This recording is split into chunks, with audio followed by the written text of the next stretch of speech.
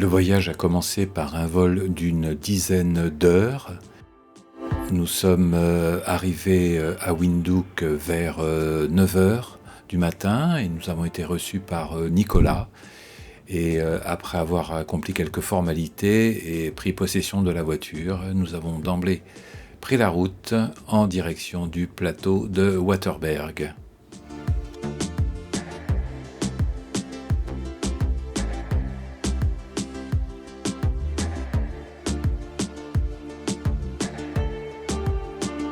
La boucle a été parcourue en 10 étapes.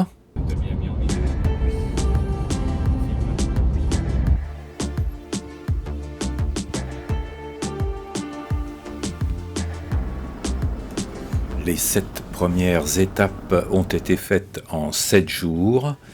Nous avons beaucoup roulé, tantôt sur une route asphaltée, mais le plus souvent sur des pistes dont l'état était plus ou moins bon. Et nous avons connu le problème d'une crevaison. À Epupa, nous avons été logés dans un bungalow se trouvant dans la Palmeraie, juste face au fleuve Kunene, et nous avons été bercés par le bruit des chutes qui se trouvaient non loin.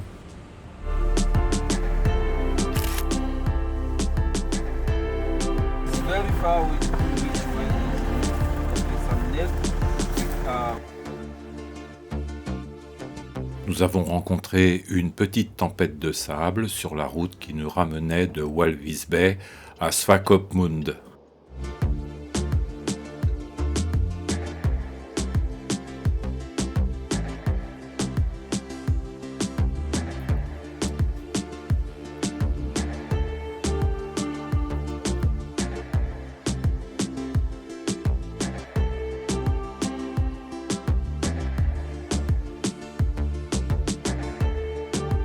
Le canyon de Sesriem aurait sans doute mérité mieux qu'une visite menée au pas de charge par un guide un peu pressé.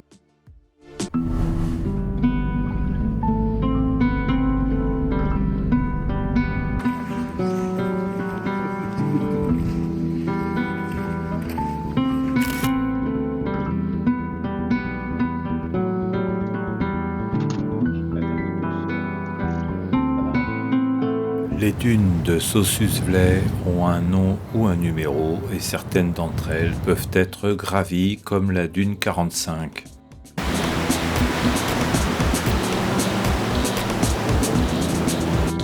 Nous avons roulé dans les dunes du désert du Namib où seuls les guides agréés ont le droit de conduire.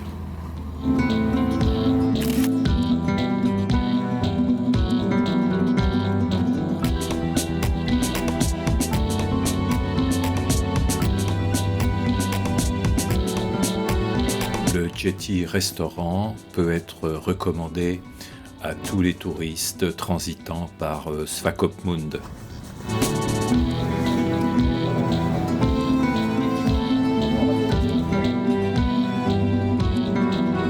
Nous avons surpris l'affrontement de ces deux Springboks pour une femelle hors champ qui ne semblait pas beaucoup s'intéresser à cette bagarre.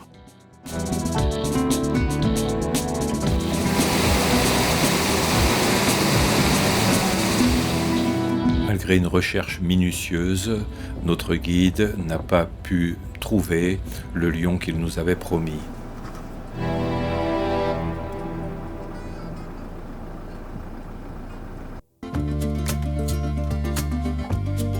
Ces conglomérats de nids sont très fréquents en Namibie.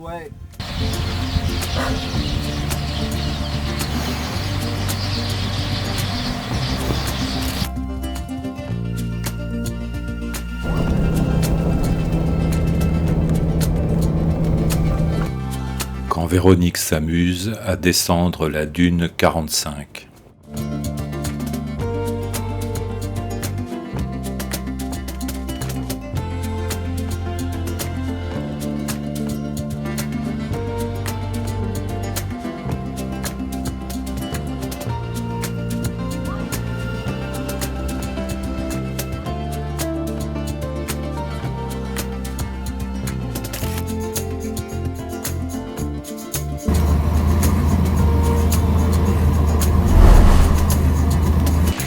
L'eau n'était pas très chaude, mais le cadre était tentant.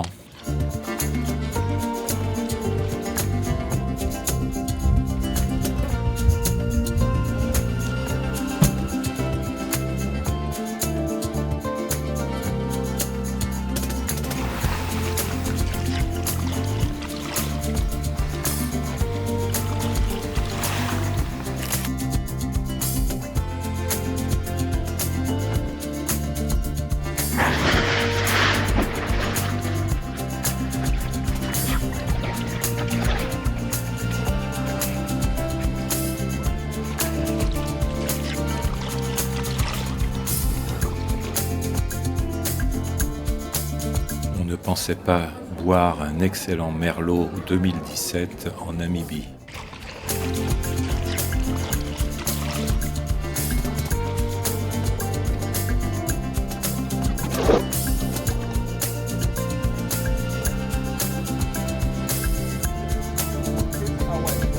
That's the black wildebeest.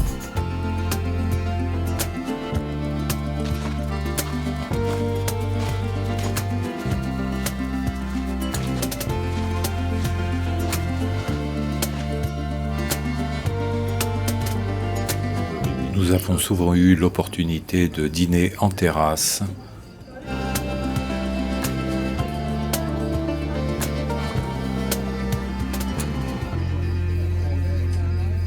Quand la lune voulait bien rester en dessous du niveau de l'horizon, le ciel nocturne était merveilleux.